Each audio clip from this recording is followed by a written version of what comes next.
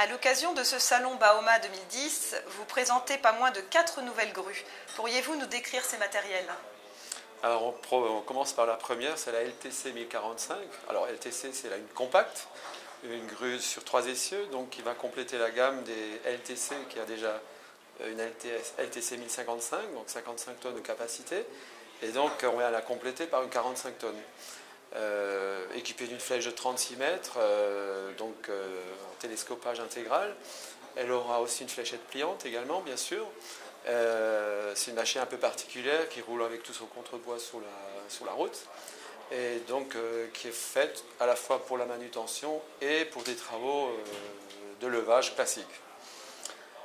Ensuite, nous avons la deuxième machine, donc ça c'est une LTR 1060. C'est une grue sur chenille télescopique de 60 tonnes de capacité qui est issue de la gamme au niveau de la tourelle de la LT 1055 pour laquelle on a monté un deuxième moteur et le tout est monté sur un train de chenille. Je vais parler également, j'embraye sur la LTF 1060, donc c'est une 60 tonnes sur camion classique. Cette machine-là, elle est en fait issue de la LTR 1060 pour laquelle on a exactement la même tourelle qui est montée sur un fou châssis et qui est montée l'ensemble sur un porteur Scania.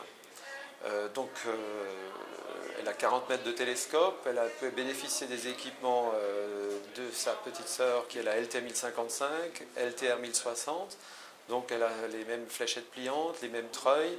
Le deuxième treuil est également commun pour ces trois ensembles des machines. Et donc c'est une machine aussi qui sera donc développée et vendue au courant de l'année 2010. J'en termine avec la nouveauté, c'est la dernière, c'est donc la LR 1600, treillis sur chenille, avec des trains de chenille à voie étroite, qui est surtout destiné pour l'éolien également, donc le marché éolien. Et donc c'est une machine donc, qui bénéficie d'une flèche treillis, en volet variable bien entendu.